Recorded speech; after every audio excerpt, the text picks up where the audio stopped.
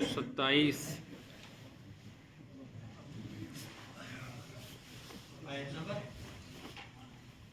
127 کھولیں، آیت نمبر 111 ہے۔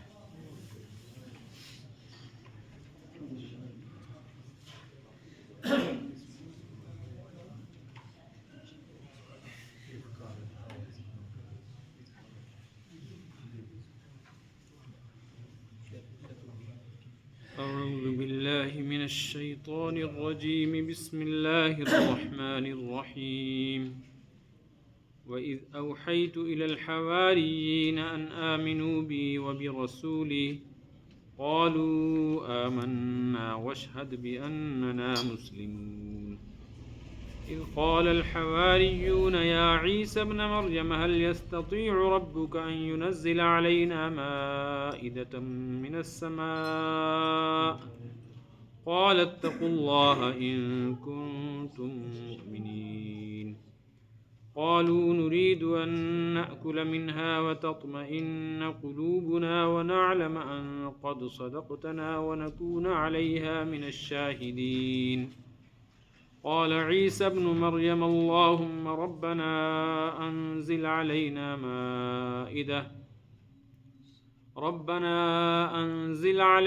مائدة من السماء تكون لنا عيدا لأولنا وآخرنا وآية منك وارزقنا وأنت خير الرازقين۔ قال الله إني منزلها عليكم فمن يكفر بعد منكم فإني أعذبه عذابا لا أعذبه أحدا من العالمين۔ صدق الله العلي العظيم وصدق رسوله النبي الكريم۔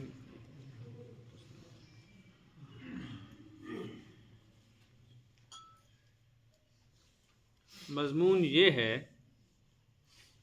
کہ قیامت کے دن حق تعالی شانہ انسانیت سے حساب و کتاب لیں گے، تو پہلے انبیاء و مرسلین علیہم الصلوات و تسلیمات کو پوچھا جائے گا کہ جو دعوت، محنت اور جو اللہ کا پیغام تمہارے ذریعے سے انسانوں تک پہنچایا گیا تھا، تم کو کیا جواب ملا؟ اور نبیوں پر جو الزامات لگائے گئے ہیں ان کے بارے میں پوچھا جائے گا کہ تم کیا کہتے؟ جیسے حضرت عیسیٰ علیہ السلام کے متعلق عیسائیوں کا عقیدہ ہے کہ وہ اللہ کے بیٹے، تو یہ تو نبی پر الزام ہے جو ان کی تعلیمات کے خلاف ہے۔ اس طرح نبیوں پر الزام لگایا گیا کہ وہ جادوگر ہیں، وہ دیوانے ہیں، مجنون ہیں، ساحر ہیں، شاعر ہیں، پاگل ہیں۔ اس کے متعلق پوچھا جائے گا کہ کیا کہنا چاہتے ہو، یہ جو الزامات تم پر لگائے گئے تھے۔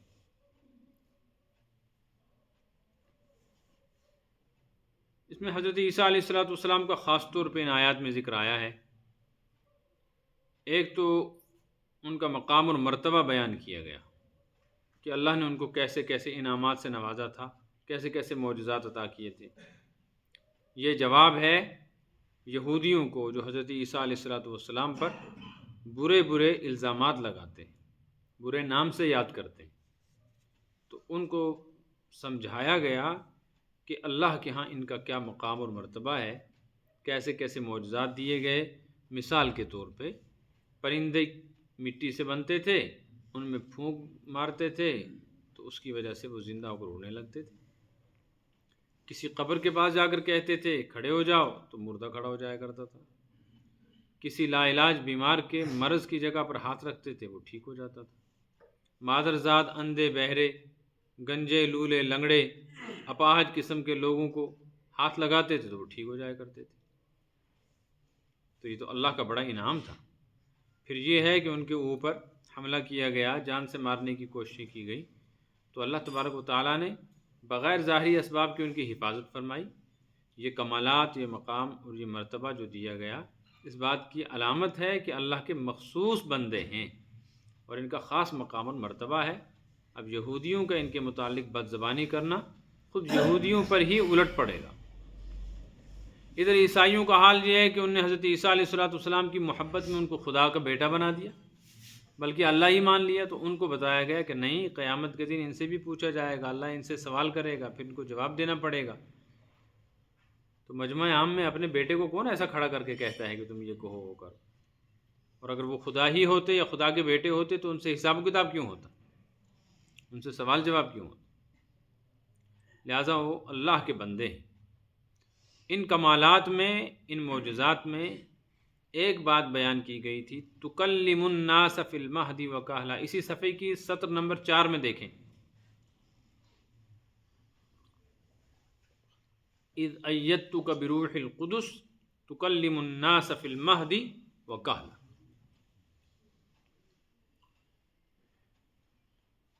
قیامت کے دن حضرت عیسیٰ علیہ السلام سے کہا جائے گا کہ آپ یاد کریں، یعنی بیان کریں۔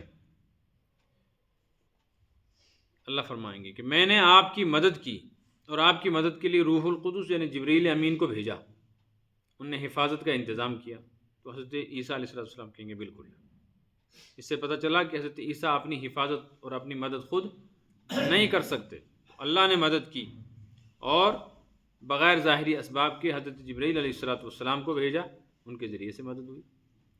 جب دنیا میں اسباب ہوتے ہوئے نبی اپنی مدد نہیں کر سکتا، قیامت کے دن جہاں کوئی سبب ہی موجود نہیں ہوگا، وہاں بے دینوں اور بے ایمانوں کی کیا مدد کرے گا نبی، یا کوئی کسی کی کیا مدد کرے گا؟ بات سمجھ میں آئی؟ اور وہاں ایک بات اور کہی جائے گی کہ دیکھو ہم نے آپ پر ایک انعام اور کیا، وہ یہ ہے کہ تکلم الناس فی المہد، ماں کی گود میں آپ بات کرتے تھے، وکہلا، اور بڑھاپے میں بھی بات کرتے تھے۔ یہ مضمون پچھلے سبق میں بیان نہیں کیا گیا تھا، آج یہ بیان کرنا ہے انشاءاللہ۔ یہاں حضرت عیسیٰ علیہ السلام کی معجزات بیان کی تھی۔ معجزے کا ذکر پہلے آ چکا ہے، آپ کے ذہن میں ہوگا، میں نے بتایا تھا انسان کے اختیار سے باہر کی باتیں اور کام جو عام طور پہ انسان نہیں کر سکتا۔ اگر کوئی شخص ایسی حرکتیں کرتا ہے، ایسے کام کرتا ہے، تو جس طرح کا آدمی ہوگا اسی طرح کا نام اس کام کو دیں گے۔ اگر نبی کہے کہ میں نبی ہوں، اور لوگ کہیں کہ اگر آپ نبی ہیں تو پھر اپنے نبی ہونے کی دلیل پیش کریں، اور ہمارا یہ مطالبہ ہے یہ کام کریں جو نہیں کر سکتا کوئی، پھر نبی وہ کر دے اور اللہ اس کے اس کام کو ٹھیک ٹھاک کر دے، تو نبی کے اس عمل کو کہتے ہیں معجزہ۔ معجزے کا مطلب ہے سامنے والے کو عاجز کر دینے والا کام۔ جیسے حضرت نبی پاک صلی اللہ علیہ وسلم سے مکہ والوں نے کہا اگر آپ اللہ کے سچے نبی ہیں تو چاند کے 2 ٹکڑے کر کے دکھائیں، تو کسی کے اختیار میں نہیں۔ آپ صلی اللہ علیہ وسلم نے انگلی کا اشارہ کیا، چاند 2 حصوں میں، اس کو کہتے ہیں معجزہ۔ ایک پیالہ لایا گیا، اس پیالے میں کتنا پانی ہوگا، آپ نے اس کے اندر اپنا ہاتھ رکھا، تو ہاتھ رکھنے کی وجہ سے اس پیالے کا پانی بڑھ گیا، اتنا بڑھ گیا کہ سب نے پیا بھی اور وضو بھی کیا ایک پیالے سے۔ ایسے کنکریاں اٹھائیں، ہاتھ میں رکھیں، تو صحابہ نے سنا کہ وہ پڑھ رہی تھی لا الہ الا اللہ محمد الرسول اللہ، اور آواز آ رہی تھی، پتھر سے آواز۔ ان تمام چیزوں کو کیا کہیں گے؟ لیکن اگر کوئی اللہ کا ولی، نیک بندہ، متقی، پرہیزگار، عبادت گزار، زاہد، عابد ہو، جو گناہوں سے بچتا ہو، پھر وہ ایسا کوئی کام کر لے جو عام آدمی نہیں کر سکتے، تو اس کو کرامت کہتے ہیں۔ مثال کے طور پہ ابھی یہیں تھا، 5 منٹ میں سری نگر پہنچ گیا، ایک ہی وقت میں یہاں تھا، تھوڑی دیر بعد اس کو وہاں دیکھا گیا، تو اس کو کہیں گے کرامت۔ کیا کہیں گے؟ کرامت۔ اور اگر کوئی ایسا شخص اس طرح کے کام کرتا ہے جو کافر ہے، یا مسلمان تو ہے لیکن فاسق فاجر ہے، گناہ گار ہے، تو وہ اس طرح کی حرکت کرے تو اس کو کہتے ہیں استدراج۔ استدراج کا مطلب ہے آپ یوں سمجھو شیطانی حرکت۔ جیسے شیطان کو بڑی طاقت ہے، ایسے ہی بعض مرتبہ کوشش، محنت اور مجاہدے کی وجہ سے کافر بھی اس طرح کی حرکتیں کرنے لگ جاتا ہے۔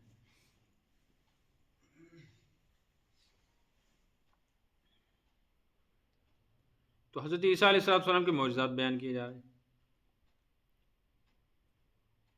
ان میں سے ایک معجزہ ہے تکلم الناس فی المہد، کہ آپ کو اللہ نے ایک معجزہ دیا تھا کہ آپ ماں کی گود میں پیدائش کے فوراً بعد باتیں کرنے لگے تھے. یہ تو سمجھ میں آتا ہے. پیدا ہونے کے بعد کون بچہ بات کرتا ہے؟ حضرت عیسیٰ علیہ السلام پیدا ہوئے تھے. ان کی اماں حضرت مریم ان کو لے کے آئی تھی بستی میں. تو لوگوں نے پوچھا تھا یا مریم انا لکی ھذا، یہ کیا؟ ابھی کہیں شادی نہیں، کہیں نکاح نہیں، بچہ کہاں سے آیا؟ تو انہوں نے کہا میں نہیں بتاتی، یہ بچہ خود بتائے گا. لوگوں نے کہا کیف نکلم من کان فی المہد صبیا، یہ تو ابھی پیدا ہوا ہے، بات نہیں کر سکتا، یہ اس سے کیا پوچھیں ہم؟ قال انی عبد اللہ، 16ویں پارے میں. تو حضرت عیسیٰ بول پڑے اسی وقت، انہوں نے تقریر کی. حضرت عیسیٰ علیہ السلام، قرآن نے ان کی وہ تقریر نقل کی. پہلے ہی دن، پیدائش والے دن، پہلے ہی دن بیان شروع کیا. کہنے لگے انی عبداللہ، میں اللہ کا بندہ ہوں. آتانی الکتاب، اللہ نے مجھے کتاب دی، انجیل. حالانکہ اس وقت ملی نہیں تھی. مطلب یہ تھا کہ آگے چل کے میں نبی بنوں گا اور مجھے کتاب ملے گی. وجعلنی نبی، اور اللہ نے مجھے نبی بنایا ہے، یعنی اللہ کا میں ہونے والا نبی ہوں. یہ تقریر کی، یہ معجزہ تھا. اتنی بات سمجھ میں آئی؟ آگے وقحلا، اور بڑھاپے میں بھی بات کرتے تھے. بڑھاپے میں تو سارے بوڑھے بات کرتے ہیں. یہ تو کوئی بظاہر معجزہ نہیں ہے، اس لیے اس کو سمجھنا ہے. حضرت عیسیٰ علیہ السلام کے متعلق یہودیوں کا نظریہ یہ ہے کہ ہم نے ان کو سولی چڑھا دیا. قرآن نے اس کا رد کیا ہے. ما قتلوہ وما صلبوہ، نہ سولی چڑھایا نہ کسی نے قتل. عیسائیوں کا عقیدہ یہ ہے کہ حضرت عیسیٰ علیہ السلام اپنی مرضی سے قربان ہو گئے. انہوں نے اپنی جان قربان کی اور اس کے بدلے میں انہوں نے اللہ سے یہ وعدہ لے لیا کہ عیسائی دنیا میں جو چاہیں گناہ کرتے رہیں، جہنم میں نہیں جائیں گے. انہوں نے کفارے کے طور پہ اپنی جان قربان کی ہے. اس کو کہتے ہیں عقیدہ کفارہ. یہ عیسائیوں کا عقیدہ ہے. اور مسلمانوں کا عقیدہ یہ کہ حضرت عیسیٰ علیہ السلام جوانی کے زمانے میں آسمان پر اٹھا لیے گئے تھے. وہ زندہ ہیں، ان کو موت نہیں آئی اور ابھی بھی حیات ہیں. اور قرب قیامت میں حضرت امام مہدی کے دور میں وہ دوبارہ تشریف لائیں گے. ابھی ان کی عمر نوجوانی کی ہے اور ان کی شادی بھی نہیں ہوئی. دوبارہ واپس آئیں گے، دوبارہ واپس آ کر اس زمین کے اوپر رہیں گے. جوانی ان کی گزرے گی، ان کے نکاح ہوں گے، ان کی اولاد ہوگی، پھر وہ بوڑھے ہوں گے. کافی زمانہ گزاریں گے. تو بڑھاپے میں بھی جا کر کیا کریں گے؟ باتیں کریں گے. تو بڑھاپے میں بات کرنا تو کمال نہیں ہے، لیکن دوبارہ زمین پہ آنا اور پھر اتنی عمر گزارنا کہ دوبارہ وہ بڑھاپے کی عمر تک دنیا میں رہیں، یہ تو معجزہ ہے. قرآن نے یہ اشارہ کیا ہے. گویا یہ عقیدہ اس سے ثابت ہو رہا ہے کہ حضرت عیسیٰ علیہ السلام دوبارہ آئیں گے. ابھی وہ بوڑھے ہوئے ہی نہیں، ابھی تو وہ بغیر بڑھاپے کے جوانی میں آسمان پہ چلے گئے. تو وہاں کیسے بوڑھے ہو سکتے ہیں؟ وہاں تو تبدیلی نہیں آتی نا. عالم بالا میں کوئی تبدیلی کسی چیز میں نہیں آتی. جیسا ہے نا بس ایسا ہی رہے گا. حضرت عیسیٰ علیہ السلام جس وقت آسمان پہ اٹھائے گئے تھے، وہ اسی وقت تازہ غسل کر کے نہا کے نکلے تھے. اور انہوں نے کسی تولیے یا کپڑے سے اپنے بدن کو صاف نہیں کیا تھا، اس لیے زلفیں ان کی یہاں تک بڑے بڑے بال رکھتے تھے، گھنگریالے بال تھے. اور ان کے بالوں سے اور ان کی داڑھی سے نہانے کا، غسل کا پانی ٹپک رہا تھا. سمجھتے ہیں نا پانی ٹپکنا؟ اسی طرح اٹھائے گئے تھے. وہ آسمان پہ ہیں. جب دوبارہ آئیں گے، حدیث میں آیا کہ ان کے وہ پانی کے قطرے اس وقت بھی ٹپک رہے ہوں گے، وہ سوکھے نہیں ہیں، کیونکہ وہاں کوئی تبدیلی نہیں ہوتی. اور جس وقت وہ اٹھائے گئے تھے اس وقت انہوں نے 2 چادریں لپیٹی تھی اپنے بدن پر، جیسے وہ احرام والے باندھتے ہیں نا، 2 چادر بغیر سلی، ایک اوپر اور ایک نیچے. اسی طرح کی 2 چادریں انہوں نے پہنی ہوئی تھی. تو جب آئیں گے وہی 2 چادریں لگی ہوئی ہوں گی، نہ میلی ہوں گی، نہ پرانی ہوں گی، نہ پھٹی ہوں گی، اسی طرح کوئی تبدیلی. اس سے ایک بات اور بھی معلوم ہو گئی، میرے ذہن میں آیا، ویسے ہر کسی کے ذہن میں آ سکتی ہے، کہ جب اس عالم بالا میں کوئی تبدیلی نہیں ہوتی، ابھی تو یہ عالم آخرت نہیں ہے، آسمان ہے نا، تو مرنے کے بعد کیا تبدیلی آئے گی؟ کوئی تبدیلی نہیں آئے گی. لہٰذا جب قیامت کے دن اللہ اٹھائیں گے تو اسی شکل و صورت میں اٹھائیں گے جس حال میں کوئی مرا ہوگا، اور اعمال کے اعتبار سے جیسا ہوگا ویسا ہی اٹھے گا. ایمان والا ایمان کی حالت میں، کافر کفر کی حالت میں. گناہ کرتے ہوئے مر گیا تو گناہ کی حالت میں اٹھے گا، وہی غلاظت اور گندگی بدبو ہوگی، اور نیکی کی حالت میں مرے گا تو وہی نور چمک اور خوشبو ہوگی۔ اس لیے بعث بعد الموت کا جو مسئلہ ہے، موت کے بعد دوبارہ زندگی، وہ بالکل اسی طرح کی ہوگی جیسے ہم زمین کے اوپر جی رہے ہیں، کوئی تبدیلی نہیں ہوگی۔ ہاں تبدیلیاں کی جائیں گی پھر جنتیوں کے جنت میں داخلے کے وقت، ان کی شکلیں بدلی جائیں گی۔ شکلیں بدلنے کا مطلب یہ نہیں ہے کہ خدا نخواستہ بد شکل ہو جائیں گے، یعنی جیسی شکل ان کی تھی دنیا کے اندر اس سے بدرجہ خوبصورت شکل ہوگی جس وقت وہ جنت میں جائیں گے، اس لیے کہ جنت خوبصورت جگہ ہے، خوبصورت لوگوں کی جگہ ہے۔ جن کی شکلیں کمزور درجے کی ہوں گی ان کو زیادہ خوبصورت کر دیا جائے گا۔ تو یہ مطلب ہے حضرت عیسیٰ علیہ السلام بڑھاپے میں بات کریں گے۔ اس سے مسلمانوں کا جو عقیدہ ہے وہ بھی ثابت ہوا کہ دوبارہ حضرت عیسیٰ تشریف لائیں گے اور وہ ایک لمبی عمر یہاں گزاریں گے اور شادی کریں گے، ان کی اولاد ہوگی، اور پھر بڑھاپا آئے گا، بڑھاپے میں بھی وہ بات کریں گے۔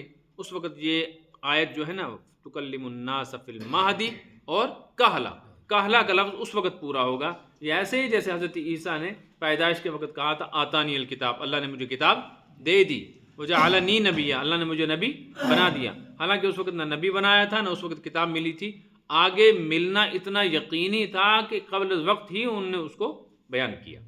ایسے ہی حضرت عیسیٰ علیہ السلام کا دوبارہ زمین پہ آنا اور ان کا بڑھاپا اور بڑھاپے میں بات کرنا اتنا یقینی ہے کہ قرآن نے پہلے ہی بیان کر دیا کہ ہم قیامت کے دن ان سے پوچھیں گے کہ آپ کو ہم نے اتنی زندگی دی، پیدائش کے وقت بھی آپ نے باتیں کی، بڑھاپے میں بھی بات کی۔ مسئلہ سمجھ میں آیا؟ اب سنیں ایک بات، مسئلہ ہے ختم نبوت کا۔ یہ اس وقت میرے ذہن میں اچانک آ گئی بات، تو سنا دو، چاہے سبق کم ہو، یہ سنیں۔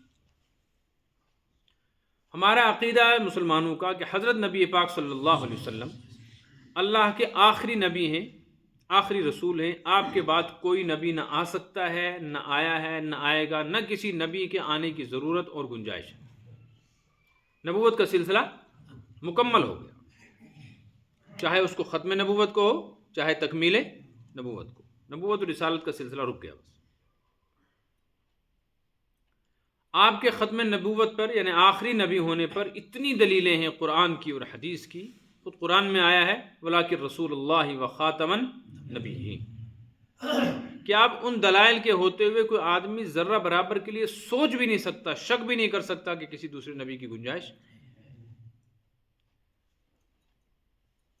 لیکن آپ نے خود ارشاد فرمایا ہے کہ میرے بعد 30 آدمی آئیں گے، خود حضور صلی اللہ علیہ وسلم نے فرمایا ہے۔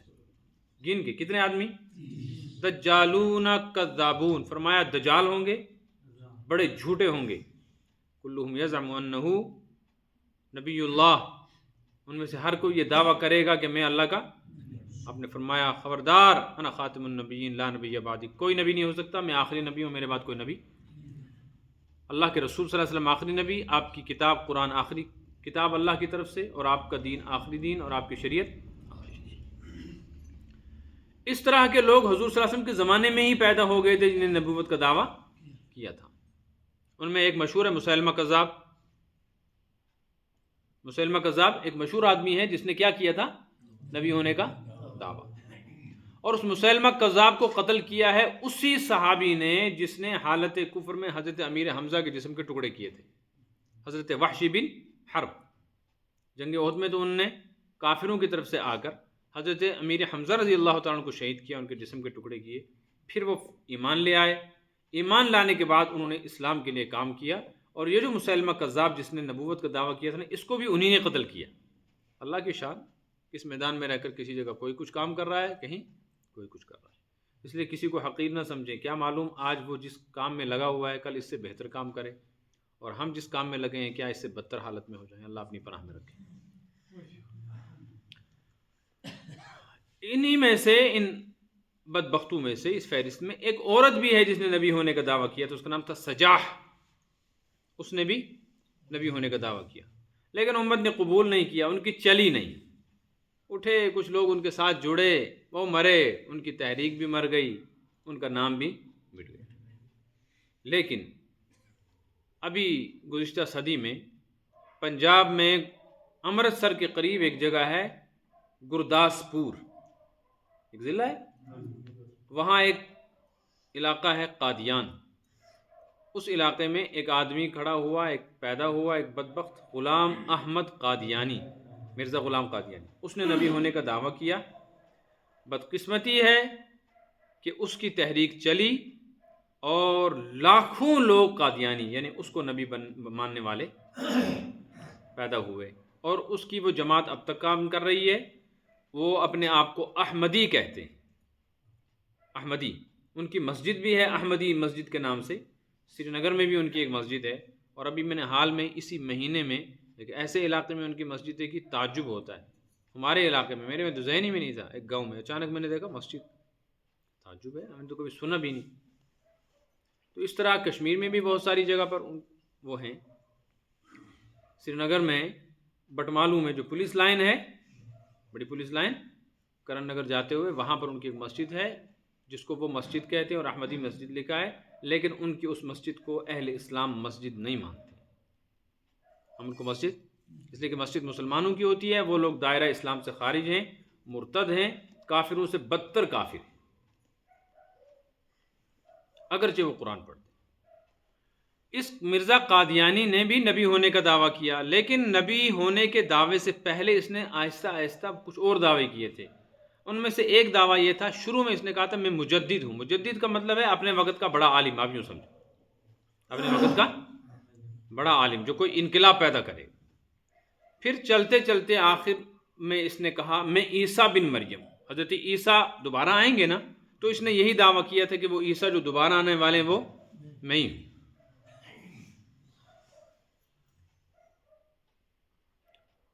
اس کے بعد اس نے نبی ہونے کا دعویٰ کیا، اور پھر یہ اسی کفر کی حالت میں عبرتناک موت مر گیا.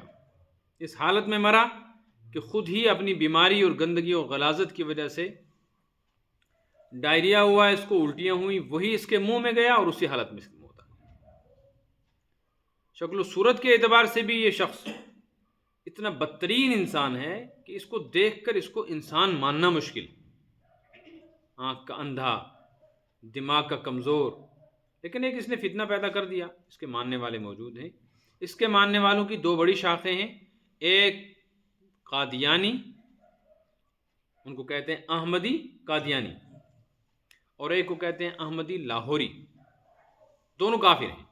فرق اتنا ہے کہ احمدی قادیانی جو لوگ ہیں وہ مرزا غلام قادیانی کو نبی مانتے ہیں، اور جو احمدی لاہوری ہیں وہ مرزا غلام قادیانی کو نبی تو نہیں مانتے، لیکن اپنے وقت کا امام اور بہت بڑا اللہ والا اور بڑا بزرگ اور عالم اور مجدد مانتے ہیں. دونوں دائرہ اسلام سے خالی.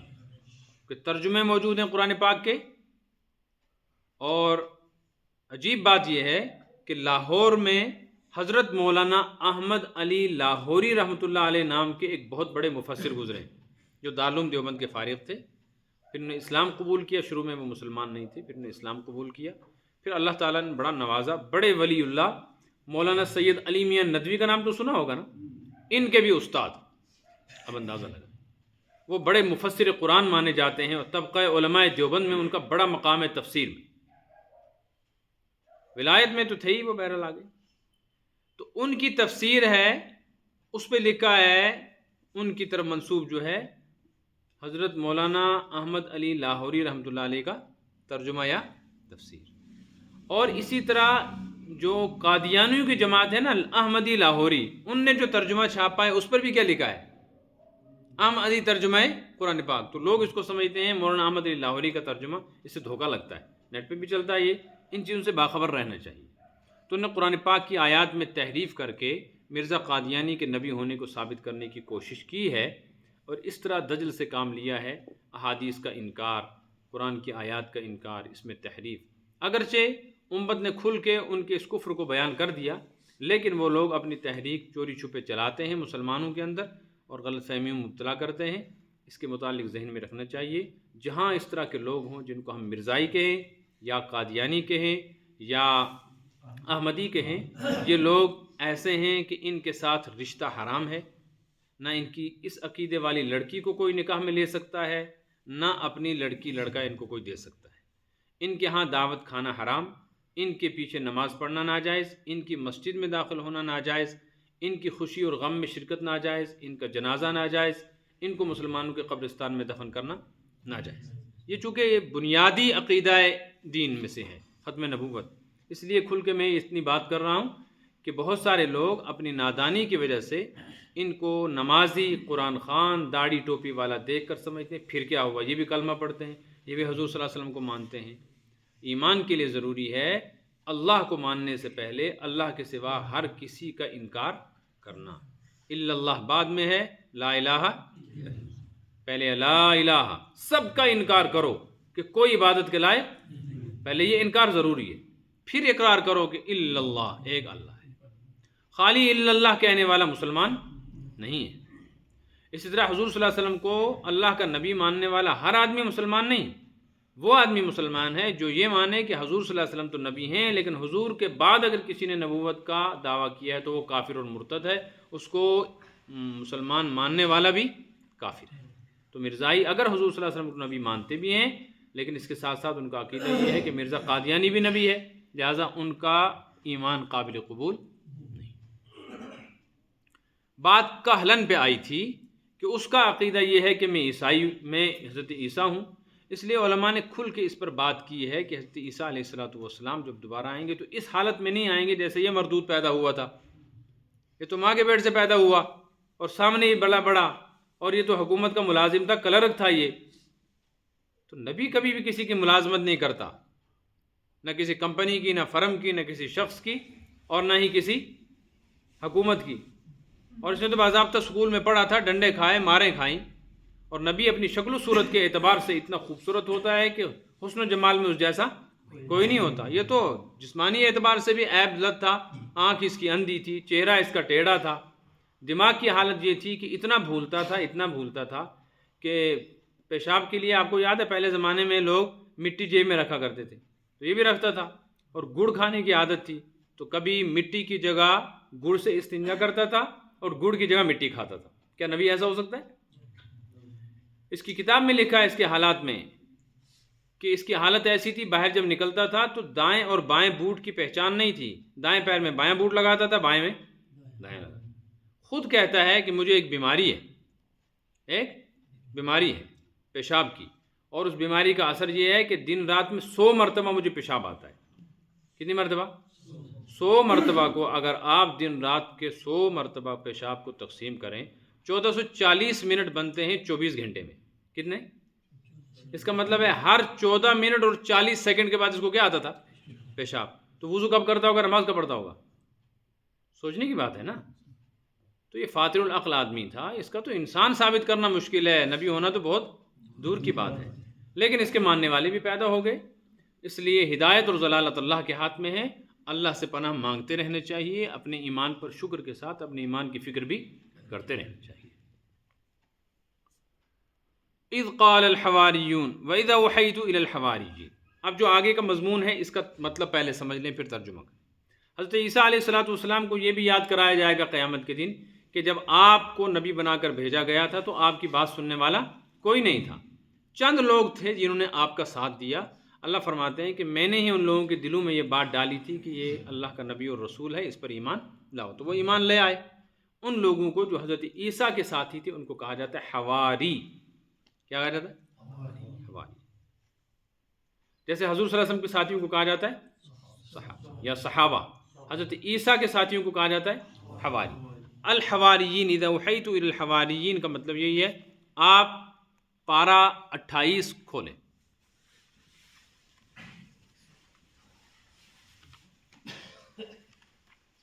صفحہ نمبر 554، سورہ صف، صفحہ نمبر 554، 554۔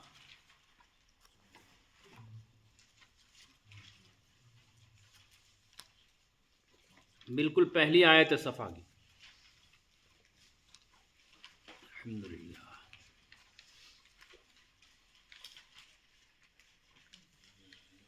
اللہم بارک لنا فیہ۔ ملی آیت؟ ترجمہ سنو۔ یا ایھا الذین آمنوا، اے ایمان والو، کونوا انصار اللہ، اللہ کے مددگار یعنی اللہ کے دین کے مددگار بنو۔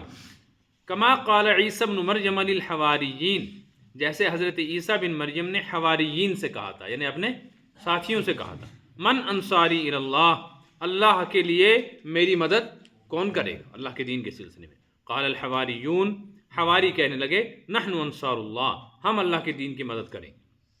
اس آیت میں دو لفظ قابل غور ہیں، ایک انصار اور ایک حواریون۔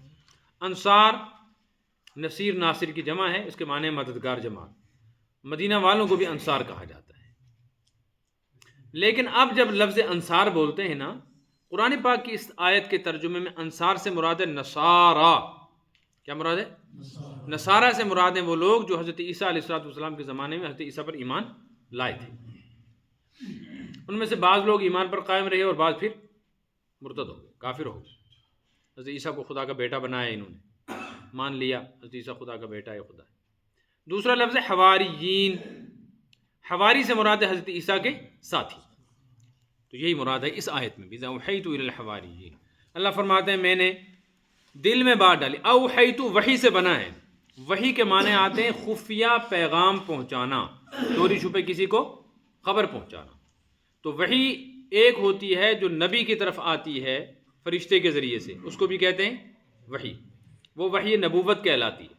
ایک وحی ہوتی ہے مطلقاً پیغام کا معنی میں، جیسے اللہ تعالیٰ نے یہاں جو لفظ بولا وحیت الی الحواریین، تو اس کا یہ مطلب نہیں ہے کہ حواری سارے نبی بن گئے تھے، ان کی طرف اللہ نے وحی بھیجی، یہاں مطلب ہے ان کے دل میں یہ بات ڈالی۔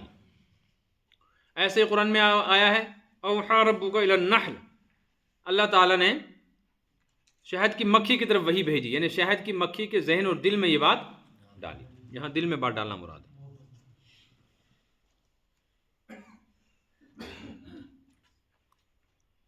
جب حضرت عیسیٰ علیہ السلام پر یہ لوگ ایمان لے آئے نا، تو حالات آئے جیسے آتے ہیں، مجبور ہوئے، تنگ دستی آئی۔ تو ایک دن حضرت عیسیٰ کے ان ساتھیوں نے حضرت عیسیٰ سے کہا آپ اللہ کے نبی ہیں اور اللہ بڑی قدرت والے ہیں، تو آپ اللہ سے ایک دعا کریں کہ یا اللہ ہم کو کھانا نہ بنانا پڑے، ہم بڑے مجبور ہیں، کہاں کھائیں گے، کیا کمائیں گے، بڑی پریشانی ہے، آسمان سے بنا بنایا کھانا ہمارے لیے اتار۔ تو حضرت عیسیٰ علیہ السلام نے ان کو سمجھایا کہ تم ایمان والے ہو، تو ایمان والے کے لیے اس طرح کی باتیں کرنا جو عادت اللہ کے خلاف ہے، اللہ کے طریقے کے خلاف ہے۔ زمین پہ محنت کرو نکلے گا، تمہارے سے تم کو سجدہ نہیں ہے، کیا تم کو یقین نہیں ہے میں اللہ کا نبی ہوں؟ کہ لیکن انہیں یقین ہے، ہم جو یہ کہہ رہے ہیں نا اس کی وجہ ہے کچھ اور۔ کیا وجہ ہے؟ کہ ایک وجہ یہ ہے تطمئن قلوبنا، ہمارے دل میں ایک اطمینان رہے گا۔ ایک تو جب ہمیں کوئی پوچھے گا نا کہ اس کے نبی ہونے کی کیا دلیل ہے، تو ہم کہیں گے دیکھو جی آسمان سے ہمارے لیے کیا اتارا تھا، کھانا اتارا تھا۔ ہم لوگوں کو جواب دیں گے نا، تو لوگوں کو جواب دے کر چپ کرائیں گے۔ دوسرا یہ ہے کہ جب ہمارے لیے کھانا ادھر سے آئے گا تو ہماری کوئی ٹینشن پریشانی نہیں رہے گی، ہم پورا کام کیا کریں گے، دین۔ تیسری بات یہ ہے کہ ہم مر جائیں گے، تو ہم مر جائیں گے تو ہماری نسل چلے گی آگے، وہ نسل یاد کرے گی کہ ہمارے بڑے کتنے اچھے تھے، انہیں نبیوں پر ایمان لایا، پھر اللہ نے ان کی کیسی مدد کی تھی، تو وہ بھی دین پر جمے رہیں گے۔ تو حضرت عیسیٰ نے جب دیکھا کہ ان کی نیت اچھی ہے تو دعا کی کہ یا اللہ یہ لوگ کہتے ہیں، تو لہٰذا آسمان سے ان کے لیے کھانا اتار۔ وہی آئی حضرت عیسیٰ کی طرف کہ یہ کوئی مسئلہ نہیں ہے کھانا بھیجنا آسمان سے، لیکن ایک بات ہے اگر ہم نے بھیج دیا تو ان سے ایک بات کہہ کے رکھو کہ ابھی جو چھوٹی موٹی غلطیاں تم کرتے ہو نا، گڑبڑ ہوتی ہے کبھی انسان، تو معاف کر دیتا ہوں۔ اس کے بعد اگر کسی نے غلطی کی، چونکہ تمہاری من مانی خواہش پوری کی گئی نا، تو ایسی سزا دوں گا، ایسی سزا دوں گا کہ ایسی سزا میں نے کسی اور کو نہیں دی ہوگی۔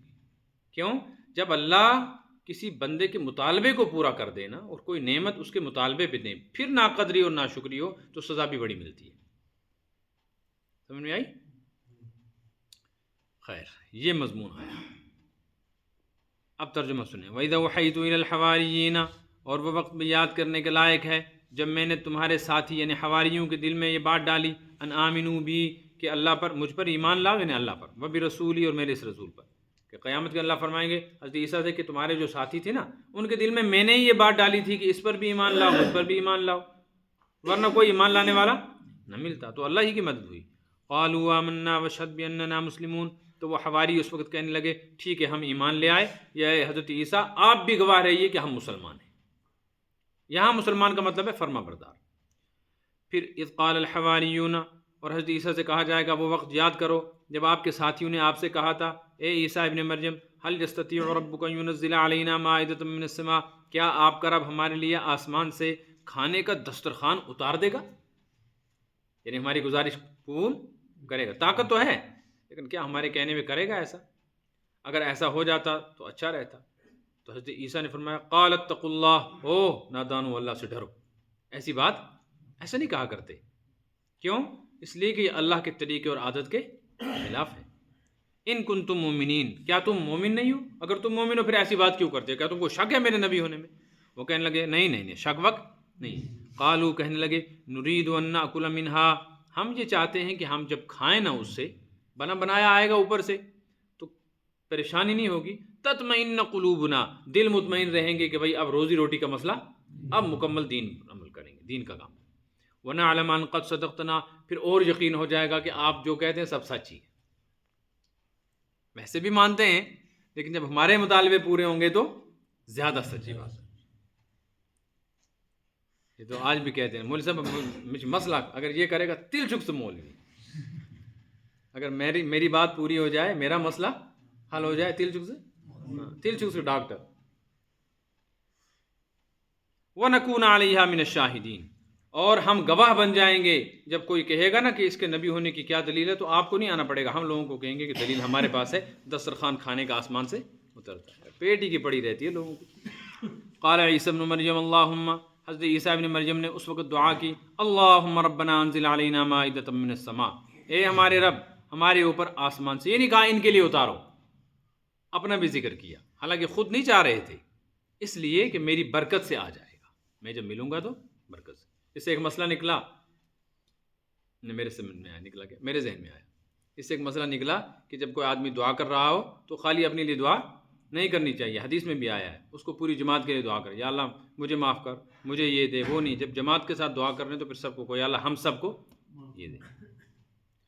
تکون لنا عید لاولنا وآخرنا وآیۃ منک، اگر ایسا ہو گیا کہ آسمان سے کھانے کا دسترخوان اترا تو ہماری خوشی ہوگی. لاولنا، پہلوں کے لیے بھی، یہ جو ہے نا اس وقت جو مانگ رہے ہیں ان کو بھی خوشی ہوگی. وآخرنا، اور ہمارے بعد جو آئیں گے تو وہ بھی خوش ہوں گے کہ چلو ہمارے باپ دادا کو یہ نعمت ملی تھی. جیسے ہم خوش ہوتے ہیں کہ ہمارے نبی صلی اللہ علیہ وسلم کے صحابہ، ان کو اللہ نے یہ مقام دیا تھا جو کسی کے نبی کے ساتھیوں کو نہیں ملا، تو ہماری یہ خوش قسمتی ہے نا. وآیۃ منک، اور تیری طرف سے نبی ہونے کی ایک اور نشانی ہوگی. وارزقنا، اور ہمیں روزی عطا فرما، انت خیر الرازقین، آپ بڑے روزی عطا کرنے والے بہترین رزق رساں ہیں. قال اللہ انی منزلها علیکم، اللہ نے فرمایا ٹھیک ہے میں وہ تمہارے اوپر اتار دوں گا. فمن یکفر، لیکن جو بھی اب کفر کرے گا، نافرمانی کرے گا، بعد، اس نعمت کے آ جانے کے بعد، فانی اعذب، فمن یکفر بعد منکم، تم میں سے جو ناشکری کرے گا اس کے بعد، فانی اعذبہ، اس کو سزا دوں گا میں، عذابا، ایسی سزا، لا اعذبہ احدا من العالمین، جو کائنات میں نے کسی کو نہیں دی ہوگی. پھر ان نے چونکہ کیا نا ایسا تو سزا بھی ان کو بڑی ملی، بڑی سخت سزا ملی. اور پھر انشاءاللہ اگر موقع رہا تو آگے. اب یہ بات رہ گئی کہ کیا پھر دسترخوان اترا تھا کہ نہیں؟ بالکل دسترخوان اترا تھا. آسمان سے فرشتے لے کر آئے، کھلے عام میدان میں لا کر دسترخوان لگا، اس پہ گرم گرم روٹیاں تھیں اور گوشت تھا، ان لوگوں نے کھایا. اللہ چاہے تو ہمیں بھی دے دے ایسا، اور ہمیں ایسے نہیں آسمان سے نہیں ملے گا، ہمیں مطلب ہے بغیر اسباب کے اللہ دے دے. صدق اللہ العلی العظیم وصدق رسولہ النبی الکریم. اللہم رب اغفر وارحم وانت خیر الراحمین. اللہم اخرجنا من ظلمات الوہم واکرمنا بنور الفہم وعلمنا ما ينفعنا وانفعنا بما علمتنا فإنك أنت الأعز الأكرم برحمتك يا رب.